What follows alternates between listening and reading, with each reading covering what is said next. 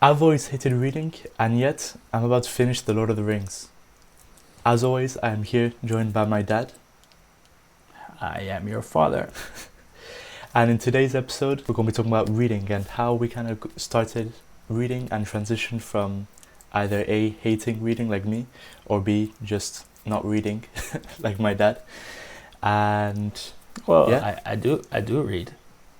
yeah, Just but not there was a books. point. There was a point where you didn't read in your life, and then you All right, moved. we're starting strong. We're already arguing about it. Excellent. Let the debate begin. Is there anything you want to say before I head on to our first question and our first? Nothing at all. Let's get Nothing going. at all. Okay, so straight off the bat, do you like reading? I absolutely love reading. You love reading. Okay. I do. That's where you're wrong. What No, I didn't. I never said I never said you don't like reading. True. I do. I love reading. I just don't have the time right now. I know that sounds like a cliched excuse, and it probably is, but it is. There's only 24 hours a day, and I need at least 6 to sleep. The rest are taken up. hmm I mean, the rest of the time you're basically editing this podcast, aren't you? So Yeah. No, I'm working. No, to be truthful, I read a lot. I yeah. just don't read. Literature and books that I enjoy reading. I never read to relax, basically. Yeah, you only read Uh, to study, don't you? Exactly. I read a lot, and it's always to study. I study maybe 2-3 hours a day Mhm. for different reasons and for different parts of my work normally. And there I read a lot, but it's never fun, so to speak. I love studying. I have a lot of fun studying, but I never read for pleasure. The last novel I read, if you must know, was Ready Player One, and I think that was maybe 5 years ago, and I loved it. Mm. But it was a long Very time good ago. book. Very good book. Mhm. Well, But in but I today's think I episode, think oh sorry. I think the interesting one, the interesting story is your story rather than mine. Yeah. Although you'll see later on that there's parallels in our Mhm. stories, Yeah. like father, like son, they say. Well, before I want to focus more on the pleasure reading than on the study reading, because I feel like the reading to study is a bit more of a necessity than you're doing it for fun. You kind of do it because you have to learn more and stuff. So I'll just be focusing on the pleasure, whether that's fiction or non-fiction, and that's whatever you read, of course. For sure. But when did you first start When did you first start get into reading? Oh, I found that hard to say. I don't know why. Well, straight away we go into the parallels of your story and mine. It took me a long time to get into reading books. I've always loved reading, Yeah. but before a certain age, it was always comics. The Mhm. Spanish comics or Marvel comics or whatever. Or my favorite for a long time was Tintin, and it was always that type of thing. It was never graphic novels either, so you can't really even count that as literature. Yeah. Asterix and Obelix, Tintin, Superman, Spider-Man. I used to love Spider-Man. And it wasn't until I was almost approximately 15, 16 years old that I picked up my first novel ever. It was that Mhm. late in my life. Before that, I decided I didn't like reading for one. It was one individual's fault, and that is William Shakespeare. Right. So when I actually got into reading books, it was always through school. And the very first book that they made us pick up was, I think it was Romeo and Juliet or Midsummer Night's Dream, one of the two. Yeah. And of course, at that time, you're like maybe 12, 13 years old, which is just starting secondary school. And shoving the Shakespearean language down your throat is not the way to make a young person enjoy reading. So immediately I decided I hate reading. In a parallel situation, we were having Spanish lessons, seeing as we live in Spain, and our Spanish literature was similar. It was something like I remember a book called Campos de Níjar, which was an incredibly boring book for a 13, 14-year-old student. and Garcia Lorca, which, don't get me wrong, is amazing poetry, but again, just too hard for, not too hard, but too dense for a young person that's never read before to enjoy. Mm-hmm. So right off the bat, I thought, I hate literature. I hate reading. It's homework, and it's impossible to enjoy. So I didn't read. Wasn't interested. Yeah, I found schools still need to find a way to properly get children into reading, because I feel like, for example, Sunnyview, they do quite a good thing. They have the book club, but I feel like it's a very good thing, but that only accommodates the people that already like reading, if you know what I mean. Yeah. Well, there's things are slightly better now, at least better than they were in my time. I think they might be slightly better even than when you were at school, which wasn't that long ago, only 2 years ago. But now they're getting the young people, and when I mean young people, I mean they're 8 to 10-year-olds in primary, used to literature with books specifically made for their age. Things like the Demon Headmaster, is it called, something like that? There's quite a few young adventure type books that are aimed towards education, at least in the British system, that are fun to read, right? Sort of like, adventure type, Maze Runner type books that I see our students read, and that helps get them into literature. So by the time they get into secondary, they're already used to not just holding a book in their hands, which might or not be the way to go, but also to read the language of books, which is slightly different to anything else. So I think that's improved a little bit. In my time, we had none of that. We just had directly into secondary, boom, pure literature, Shakespeare and Charles Dickens and all that stuff. Yeah, I mean, I feel like I was the same. I don't think when I was in primary, I don't think we did have in year 5, I believe it was. We did have a period when during the week where we went to the library and we picked a book and we sat down and we read for the whole time. But a lot of the times it was just me and my friends goofing around. And then I was the same in secondary. I remember when I was actually in year 7, I have no recollection of English. I don't remember who my teacher was, so I'm sorry whoever my teacher was. But I remember what year was this? Year 7. It's year 7, right? I generally have no clue who my teacher was. Actually trying really hard to think, but anyways. Then I remember in year 8 I had Mr. Edwards, who he was very good and very engaging. But once again, the books, they were tough pill to swallow. What kind of books were you reading? There was one book that we read in class which I really liked. It was about because Mr. Edwards is Australian, and it was an Aborigines, about an Aborigines tribe, which that was quite interesting. It was, I think it was non-fiction, or maybe like the I know the which non-fiction one you mean, bit. They still read it. Yeah. Oh yeah. Yeah.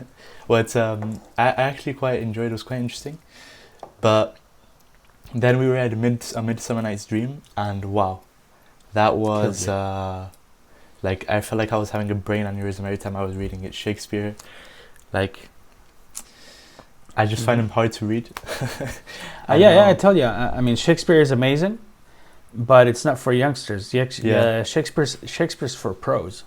You can't shove it down a teenager's throat. I mean, I've never known what the intention is, to be honest, even. Right? I'm pretty sure any kind of literature teacher in the world would disagree with me, and there's probably a very scientifically sound and pedagogical reason for it, but I can't see it. So if you happen to be a teacher and you happen to be pulling your hair out right now, please write in the comments the reason why Shakespeare is taught in schools in the UK anyway at such an early age, because I can't see the point. Yeah, I don't know. I mean, I look back and I think of, for example, I think it was in year 11 we did Macbeth, and the thing is, the stories that Shakespeare has, they're very interesting, but just because, of course, he wrote them in what, the 1400s or something like that, or 1500s or whatever, 1500s. Yeah. and the language they used back then was completely different, you know. So you're reading and you have to really focus on what it is that you're reading, and sometimes you've just come from lunch where you've been playing football for 25 minutes, you're out of breath, and now you have to all of a sudden read this, and you're like, yeah. like, well, you gotta bear in mind that at Shakespeare's time, most of the population was illiterate. Yeah. So writing was for the pros. Writing and reading was for the pros. So this is what I mean. Yeah, of course. Right. But then we used to watch, of course we used to, once we finished the whole book, we would actually watch the play, and watching the play was very entertaining. Obviously the actors are very good, but it was, I felt like I could actually more or less, because even then trying to listen to what they were here like saying and trying to actually understand it was a bit hard. But yeah, well, I don't know. Well, I found that when I heard somebody that knows how to read Shakespeare reading Shakespeare, I found that it was much easier to understand than myself trying to read from a book and trying to piece those, trying to join those weird words together. Yeah. And all those apostrophes and things like that. And especially, and also even when the teacher read it, it didn't sound the same. However, when a proper actor who knows how to read Shakespeare reads Shakespeare, it suddenly starts making sense. At least in a general kind of way, right? Even if you don't understand half the words they're saying because they're such old English. But yeah, so I think we'll both agree there then. Yeah, Shakespeare was our killer, our literature killer. Yeah, I think so. And I'm trying to think that, and also just, especially for me, in my time, there's no real attraction for reading. Because there's so many other things that are interesting and engaging that having to sit down and read is kind of like, true, I don't really feel like doing it. For example, for me, playing video games, I play video games all the time, so I was like, why would I want to sit down in my room by myself to read when my friends are playing FIFA and I can join them and I play with them and talk to them and have fun with them, So for me, totally that was kind of it was kind of both mixed together, Well, yeah, I totally get that, because the association that has been created already in your mind is the same as was created in my mind. Yeah. Back in the day, which is reading is for school. Reading is not for pleasure. Yeah. And reading at school is incredibly boring and incredibly hard. Therefore, reading for pleasure cannot be pleasurable. Yeah. Very true. Yeah. I'm not sure if this is... it's not the norm, I don't think. I do remember that my friends back in school enjoyed reading, probably because they found the right book to read at the right time, which I think is crucial. That's the key. Yeah. And I think if in the world of education, schools have to have some sort of role in the child's reading journey, is to teach them that there's a book for everybody and to open the alleyways of reading to them as soon as possible. Not just say Shakespeare is the way to go, but everything, right? So there's a book there for somebody, and they have to expose the students to as much literature as possible so that they can, from an early age, make up their mind and try to find that book that resonates with them, or that style anyway. Yeah, I think that's crucial. I think that's what didn't happen to me, and I think that does happen now, thankfully. Yeah. In the school that I run. Thank you. Thank God for that. So, and what book was the turning point for you, where you read a book and you're like, wow, this is absolutely amazing? I already know the answer, but just right. So going back to school then, and this is exactly what I'm trying to say. After years and years of hating reading because the kind of books that were shoved down my throat, I finally went to study American literature. Of course, American literature isn't Shakespeare. American literature is much younger than European and British literature. And the teacher that taught me American literature was very intelligent, and decided to give us a book for teenagers. It wasn't really a book for teenagers, but it was written by from the perspective of a teenager, and that book was Catcher in the Rye. Mm-hmm. And suddenly, immediately from the very first sentence, my world changed in as far as books and literature is concerned. Because that very first sentence, I used to know it by heart for years and years. Now I've forgotten.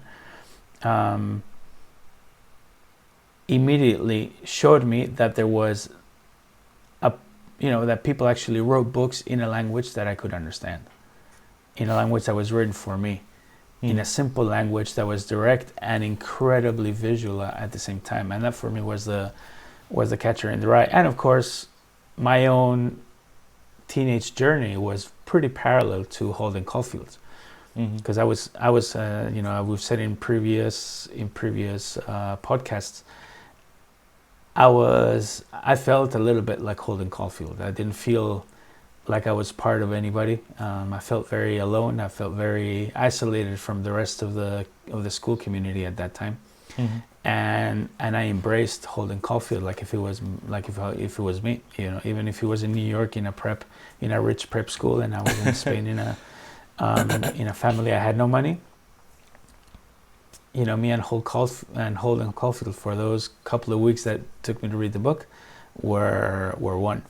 Mm-hmm. And that changed me. After that, I realized that there is a book there for everybody, that it is possible to have books that are written in a language that resonates with one. And I started looking. And from then on, it was until I stopped having time to read, I was reading all the time. I'd be reading like maybe 2-3 books a month. Wow, that's quite a lot. By the way, I have the Catcher in the Rye. There it is. Can't see it. Yeah. If you remember, my mistake with you was that when of course I'm your father. Yeah. and we did realize, because your mom and I both love reading, and we realized that you didn't like reading. We throughout your childhood, we have tried to shove reading down your throat, which is probably the worst piece of parenting that we could have done, right? So for any parents out there, if you try to shove anything down your child's throat, they're just going to spit it back out straight away. So don't, right? Try to do it nicely, spoonful at a time. Spoon feed. Spoon feed. And that's what we did. And my last try with you was with The Catcher in the Rye. When you were old enough, when you were as old as I was, or old enough to read it, pretty much 13, 14, I tried to get you read it, and you did not like it at all. Probably because your life didn't quite match Holden's. I mean, I have to say, I have it here. I haven't read it. I started reading it, and then I was a bit like, oof, this is... it's a bit boring. So then I moved on to The Lord of the Rings, which is a book that I'm currently reading. Great book. I've almost finished Great it. Book. Absolutely amazing. I'm loving it. So far I've almost finished. I'll probably finish it today or tomorrow. And I remember The Catcher in the Rye was... it's not it wasn't the right time for me then. I'm going to try to read it after The Lord of the Rings. I want to finish it because obviously I know it's one of your favorite books, and it changed you, so obviously I want to see what you read and try to see what you saw. But I don't know. Well, I don't know if you will. I mean, I know that for instance Fred and Chendo didn't like it that much. They thought it was okay, but it wasn't great. I think for me it was just because Holden Caulfield was so similar to me. And it's not a fun book. It's not a fun book. It's not a happy book. It's really depressing. The poor guy, this poor kid is left on his own and decides to run away. And he's about to kill himself. It's not a very nice book. That's actually what surprised me, because I thought there was going to be a bit more supernatural elements to it. I don't know why I thought that's... Really? Yeah, when I read the first couple of chapters, I thought that's where it was heading. And then I before I went to The Lord of the Rings, I was like, I don't even know what it's about. So I searched quickly on Google, and it literally just said what you just described, and I was like, oh wow, that's not at all where I thought it was. Because especially I thought that because of the books that I know that you love, and especially because you love Stephen King. Yeah. So I don't know why I thought it was like a Stephen Kingy kind of route. No, far from it. Yeah. So when I saw it, I was like, oh wow. And by the way, this is like a month ago. Like I'm not saying when you first gave it to me. That's funny, but it is true. I mean, I love sci-fi films. I love horror films. I love Stephen King. So it makes sense that you would think that. I mean, Stephen King is not the only it's not the only books I've ever read in my life, and of course, and it's. I mean, I like a lot of literature, but it's true that for entertainment purposes only, I would always pick up a Stephen King book. Yeah. For me, there's two types of reading. There's the pure 100% entertainment. That's when you pick up your thrillers, your Jean Le Carrés, or your James Patterson and Ken Follett and all those guys. And then there's the reading to enrich yourself, which is also took me a while, but I found a lot of pleasure in that as well. And that's when I started reading people like the Beat Generation, Charles Burroughs and Bukowski and Ginsberg and all these guys. Obviously, they're very related to the music I was listening to at the time, related to Andy Warhol's pop movement and the Velvet Underground and all these guys. And that wasn't so much entertainment, that was more for personal enrichment, right? You learn things from them. You start learning about yourself through those books. Then later on, Henry Miller, Nabokov, Norman Mailer, right? All those are incredibly enjoyable books, don't get me wrong, but they're more for personal enrichment, to learn vocabulary, to learn how to think. And those are amazing books to read too. That if I have to say what kind of books I miss those more than the Stephen King and James Patterson 10 books. Yeah, because they really, because they, when you finish that kind of book, you feel you're slightly different, right? That you've changed a little bit, the way you think. Your brain has developed, your thinking has developed. There's so much to learn out there, and these books bring it together. And I miss that. I miss that. That's quite surprising. Yeah. I've so far I've only really read, I've only read fiction books, and I haven't journeyed into that section of literature yet. I do feel like I kind of want to, but I don't think I'm in that moment yet. Right now, I'm really enjoying the fiction and the fantasy and the science fiction. I mean, I bought Dune like a couple weeks ago, which I'm really looking forward to reading, because I think that's obviously it's the kind of the Star Wars before Star Wars, isn't it? And if you guys have seen early episodes, I absolutely adore Star Wars, which funnily enough, that's one of the first books that I read that I really enjoyed. Well, Star Wars, Yeah. Okay, so let me kind of go through how I stepped into the realm of reading and fiction. So sounds good to me. Even though you said that you were late and you were 15, 16, I was even later. I was maybe, I was just before I turned 18, so I was 17, I'm pretty sure. Because it was the last year of my schooling, so it was year 13. Yeah. And I think I had just bought the Hogwarts Legacy game, and I had just played it all through Christmas.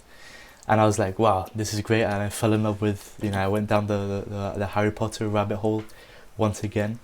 And I was like, I'm going to watch all the movies, because it was Christmas break, so I didn't have really much to do. And I was had loads of free time. So I watched the first movie, and I don't know why, there was something in the back of my head. I was like, wait, we have the books here, don't I? I wonder how different the books really are to the movies, because I was always like, people always say they're so different and they're always much better and there's so much more detail. I was like, but they can't be that much more detailed, you know what I mean? Like, I feel like it was a bit of an exaggeration, and I don't know, I just couldn't really believe it, So in my room I have a that's full of books which I have never read. And whenever people come to my house, they're like, "Oh, these are all your books." I'm like, "No, they're my parents' books. They're just in my room." Because No. Well, hang on there. A lot of those books were bought to you by us so you could get into reading. So you have all your How to Train Your Monster, all those. In fact, that's true. That's true. But those take up one shelf though. Those take up one shelf, and there's multiple stacks where it's all other different types of books that we've always been very permissive parents, but we do know that you needed to get into reading, and we kept on buying you books in the hope that one day you'd be bored and you'd pick one up and you'd certainly got into reading. So we tried, man. And actually, one of those sets of books was the Harry Potter books. Exactly. And for some reason, we didn't have the first one, so I was like, "Well, that sucks." But I was like, "Well, I'll just start with the second one." We have 227. And I hadn't watched the second movie yet, so I was like, "Well, this is kind of perfect because I can now read the second one with fresh eyes and a fresh mind." So I started reading it, and I was like, "Wow, this is actually surprisingly really good." And I would, whenever I stopped reading, I'll be like, "I'm a bit tired of reading," so I'll then go and watch until whatever part of the book I was at. Mm-hmm. And sometimes it would take... So you were watching the film simultaneously, yeah? Yeah. That's a new method. That's cool.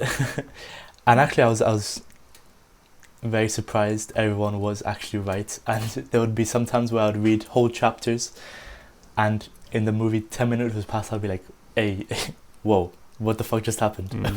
Where did all of this content just go? Why did it get Thanos snapped? Yeah. What the hell?"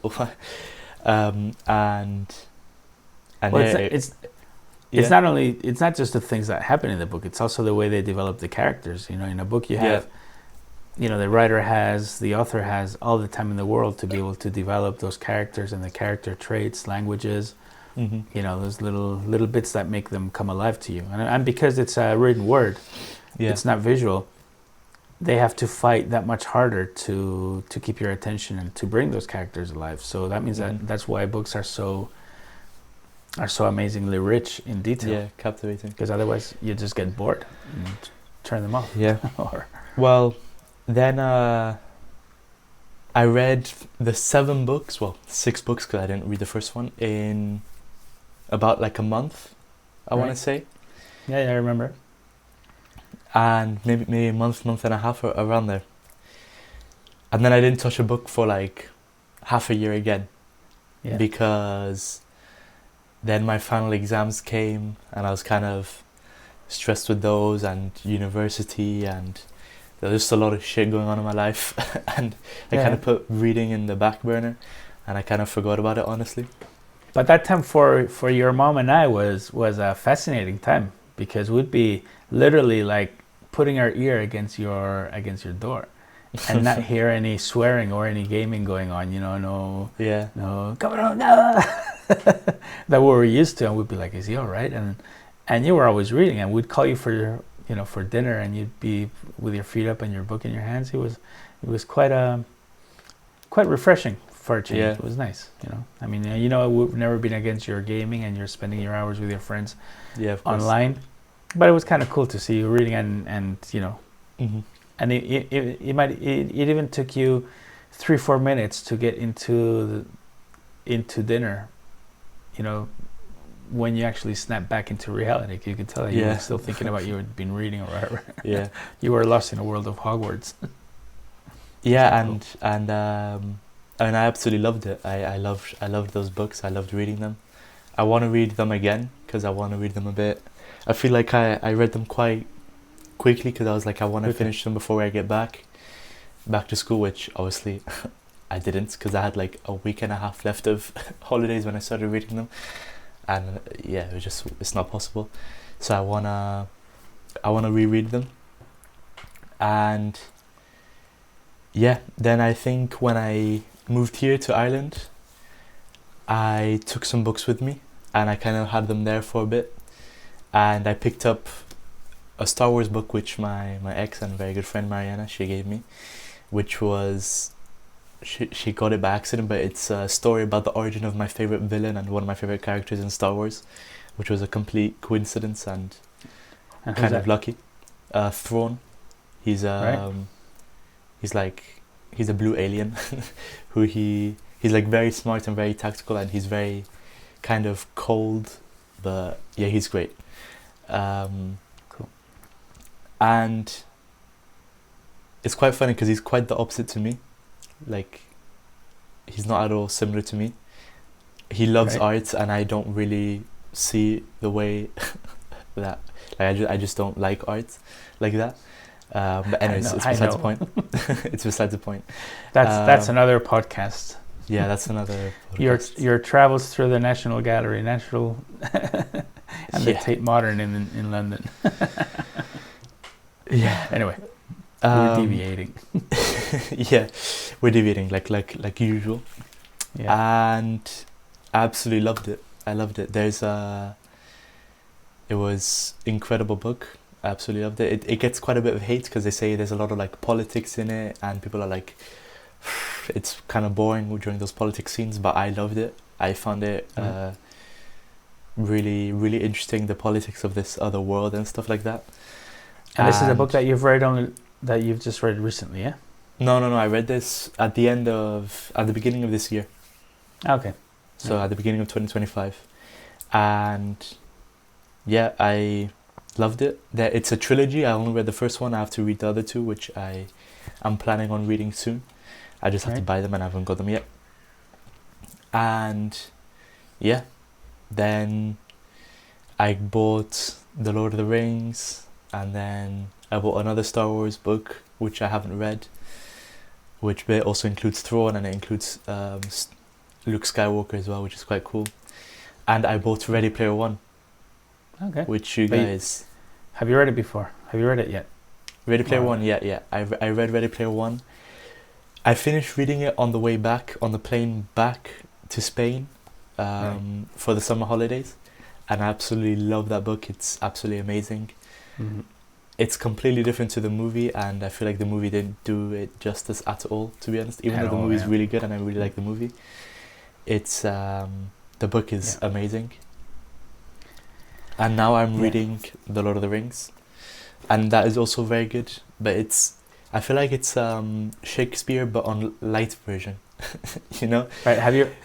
I remember back in the day when I trying to get you back into reading. Mm-hmm. Even before Harry Potter, I always suggested that you start reading The Hobbit, because The Hobbit is got a much more plain and childish language than The Lord of the Rings, than The Fellowship of the Ring.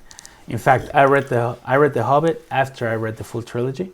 Yeah. And I found it very, very childish. I thought, oh man, this is far from the super heavy dialogues and the super heavy writing that Tolkien used in the main trilogy. This is almost childlike. It was alright. It's still nice. It's still entertaining. But you didn't like it. I think you tried, but you didn't like it one bit. Well, it's because I was also during the time that I didn't like reading, so I was like reading it because I kind of was like I was just reading words. I wasn't really trying to like dive into the thing, the book, and imagine it. But yeah, it's really good, but it is it's taking me quite a while because it's quite like the descriptions and stuff. That's it. The language is normal there, but then when the actual dialogue, because obviously, I guess in his mind, it's supposed to happen a long time ago. So they talk kind of like Shakespeare sort of, but not as kind of down to 50. Heavy, So have you? Are you reading the whole trilogy or just the Fellowship of the Ring? From seeing what you just showed us was right now. This is just the Fellowship of the Ring. Yeah. Right. What part are you in? Right now, I am in the part where Gandalf has just died, and they're about to leave the forest of Lothlorien. Yeah. Dude, and the names, goddamn. Fuck. Yeah. Well, I wanna find like the name. Oh, Lothlorien. Sorry. Lothlorien. Yeah. There we go. Yeah. No, but it's a great book. I mean, and Tolkien was like totally off his head. I mean, the guy was. Yeah. I mean, Jesus. What a world he Yeah. created. And can you see the parallels? You've studied history. Can you see the parallels with the Second World War and Yeah, and Hitler and all that? Yeah, it's kind of Yeah. cool. It is very cool, and it's a great book. I'm really enjoying it. I've been reading it for I think 2 weeks, and I've almost finished it. Yeah, I've got about 40 pages left, and I'm adoring it. I'm loving it. I can't wait to read the rest of the books. And the good thing is that I've seen the movies. I say seen in quotation marks, or what do you call these? Speech marks, yeah. Speech Quotation marks. Yeah, kind of. Because I've seen them, but I watched them when I was quite young, and I don't really remember them. And when I was watching them, they were because they're long movies, so I was kind of like bored and just watching them to watch them, and I wasn't really the same thing as reading. I wasn't taking it all in.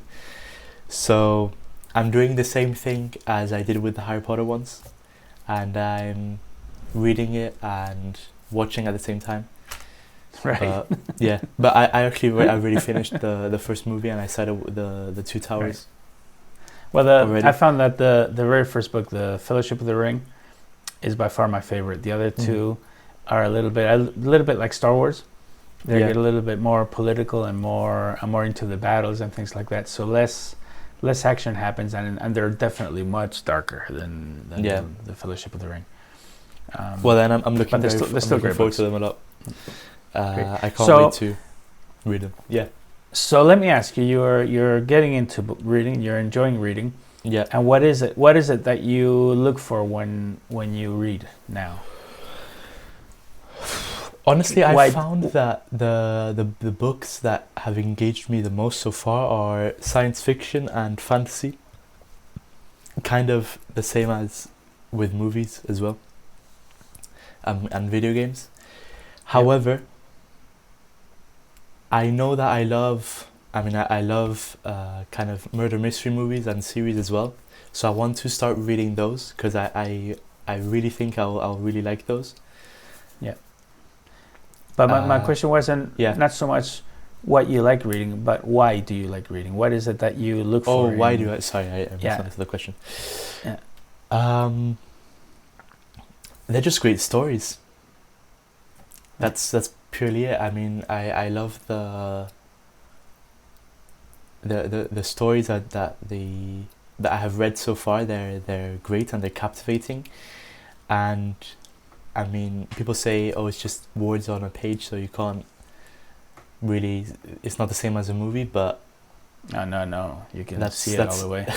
That's exactly the whole thing. Is that it's words on a page, so you create the movie in your head, you know. Yeah. And it's, in fact, when great. I used to, I've never done what you do, read the book and the movie at the same time, because of that. Because watching the movie breaks the fantasy of the book.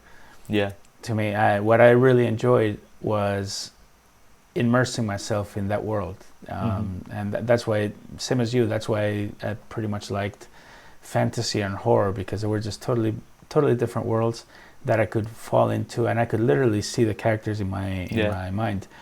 And normally when I saw the film, my very first disappointment were the people themselves, the characters themselves, because they're totally different to what I would imagine, what the picture I made in my mind. Even though the author might describe them, tall, blonde, whatever, you immediately have this picture of them in your mind. Well, that's the thing is... Well, sorry, I thought you were done. Yeah, and seeing them in a film would totally break that that fantasy in my mind. Well, the reason I'm doing it is because, well, first of all, for Harry Potter, before I read the books, I had watched the movies countless of times. Yeah. So in my mind,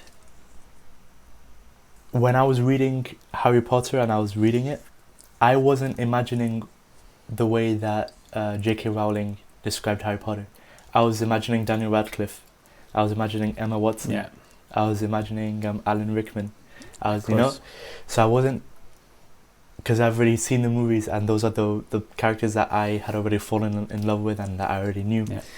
So that's what I saw. The same with the Lord of the Rings. I've already seen, even though I said I didn't pay much attention, but the Lord of the Rings, the movies are huge. so there's the clips of it everywhere and stuff. So Yeah. in my mind, Frodo is Elijah Wood, I think the actor's called. So Yeah. that's kind of the reason why. The same as probably same thing's gonna happen with Dune. In my mind, You've already seen the films, yeah. I forgot the name of the main character, but he's going to be Timothée Chalamet, and the other girl is going to be Zendaya. You know, so that's kind of the reason why I do it. But I completely understand the way that what you say, and I could see why that happens. You know. Yeah. Great, man. Well, I can't wait to see how you progress, how your reading journey progresses. I think eventually, because you are still young, mm-hmm. I think eventually you'll find what I found, that your mind needs a little bit more stimulus, mm-hmm. And then you will fall into that world of more serious writing, less fantasy and more. I'm not going to say factual, because I'm talking about the Beat Generation, and Kafka and Henry Miller, and that they didn't write nonfiction; they wrote fiction as well. Yeah, just that based on more realistic situations. The Henry Miller trilogy, Nexus, Plexus, and then and Sexus and Tropic of Cancer, Tropic of Capricorn. I devoured those, and I didn't quite understand. I didn't quite go the way of reading with a dictionary next to me, because I didn't want to break the pattern. I didn't want to break the flow of the stories. Yeah. But I love that, and it teaches you a lot about human nature. Mm-hmm. And there's characters in there that you can relate to, others that you don't. And I think eventually you'll find that you need to get away from the world of pure science fiction and fantasy to be able to relate to more characters. Yeah, definitely. I completely agree. I already said I feel like I will do that at some point. It's just right now I'm enjoying these books, and I want to read these kind of finish these trilogies that I've started, and these series that I've started, like the Lord of the Rings. Maybe I don't know if I'll finish Dune anytime soon, because there's like 7 books or something like that. Yeah. And I don't have them all already, so it's kind of hard to get them all. I've only read the first one, I think, in Dune. Oh yeah. Yeah, that was good. But like I said, I'm that's one thing that really caught me off guard that I liked, was that I really liked the political side of things, like kind of in everything, same as in the Lord of the Rings, and right. like I said, in Star Wars, as well as in Harry Potter. It caught me off guard, because I feel like in movies sometimes when it's the political side, I get a bit bored. Yeah. Kind of what happens in the beginning of the Phantom Menace in Star Wars, the movie, obviously, and as well as the Attack of the Clones. Those parts of the movies, they're kind of slow, and I don't know what it is about in the books. I feel like it engages me a lot more than in movies. Yeah. I don't know what it is, but anyways. Well, because you've always liked history, right? And history is based on the world of politics and the way the politicians grew up, right? Mm-hmm. So it makes sense. It makes sense. I've always shied away from that. For instance, I've never liked politics. So any kind of, when it was too political, in fact, things like the Phantom Menace and Star Wars, apart whether it's a good film or not, which is up for debate, what bored the crap out of me was all those debates in the Senate. I was like, oh, come on, get on with it. Yeah. Because I wasn't quite interested in the actual debate. I was interested in the outcome of the debate. Mm-hmm. But you've always liked history, and you've always liked that kind of stuff. So that's fair enough. I think you'll like. I think once you find yourself being enriched, your brain being enriched by literature, I think that's where you really find the use of it and the beauty of it. Yeah. When you hear yourself talking in the same way your books talk, that's when you say like, oh man, and then you'll go back for more. Yeah. Which is part of my problem. I've always had issues, as all our viewers can testify. I've always had issues putting my thoughts in order and speaking coherently, because my brain moves way too fast for my mouth. And I realize that when I read, that gets much better. Yeah. The way I express myself tends to be much more coherent, much more, and much better, because on the one hand I start adopting the language of the books I read, and then second, because I'm reading, my brain slows down. Mm-hmm. I have to, I can't read ahead of myself because I don't know what's happening, right? So I have to slow down, I have to read, I have to absorb what I'm reading, make an image, and then absorb the meaning of everything together. And that slows me down, which means that when I put the book down, if I'm really into the book, when I put the book down, I feel that my brain is more capable of dealing with, or rather my mouth is more capable of dealing with what's going on in my hyperactive brain. Yeah. Yeah, definitely. That's I mean, what I found. it's great, to be honest. And the thing is, with reading it, like you said, it kind of slows you down, doesn't it? It kind of, because obviously you're reading, so you have to make sure you understand everything, and if you don't, then you're probably gonna miss something big. And that's also one thing that I really like about it. It's, apart from obviously the stories and stuff, it calms me down and makes me take a breather as well, Yeah.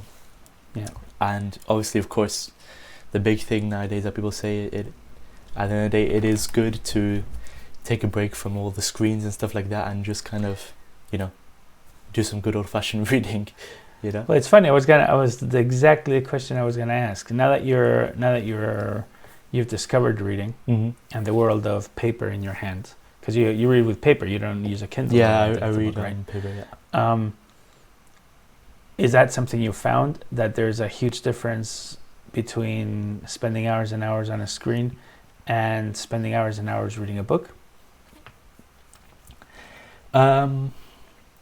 I feel like sometimes when I'm using the screen, I realize that, wow, I've been doing this for 2 hours. That's a bit, it's like, I feel like I've kind of wasted my time a bit, Yeah.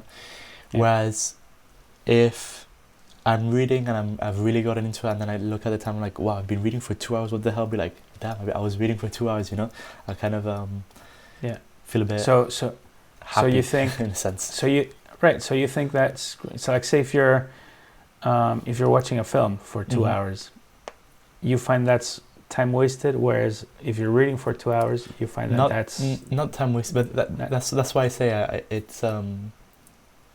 it depends, because I could be playing games for 2 hours and I'll be like, I don't care. I could be watching a movie for 2 hours and I'll be like, damn, those 2 hours went by quickly, and I won't feel. Yeah. But if I feel like during those 2 hours I was kind of just, I don't know, maybe scrolling on TikTok or stuff like that, I'll be like, damn, I was 2 hours scrolling on TikTok. Like that's it depends on what I'm doing, Yeah. Or for example, right now I'm using screens and I'll be talking to you guys for 2 hours in total.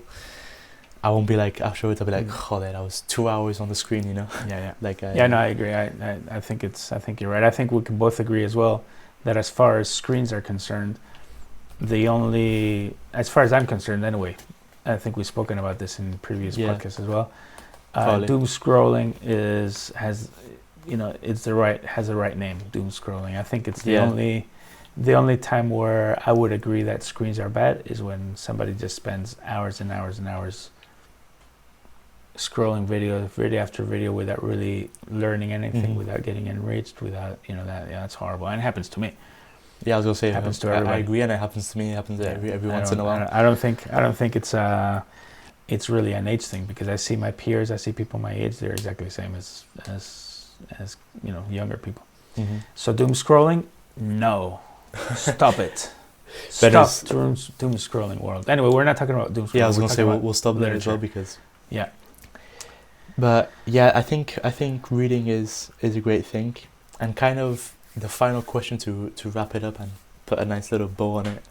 Yeah. What do you think, or what advice would you give to someone, well, to someone that wants to start reading, and B, to parents who want their children to start reading?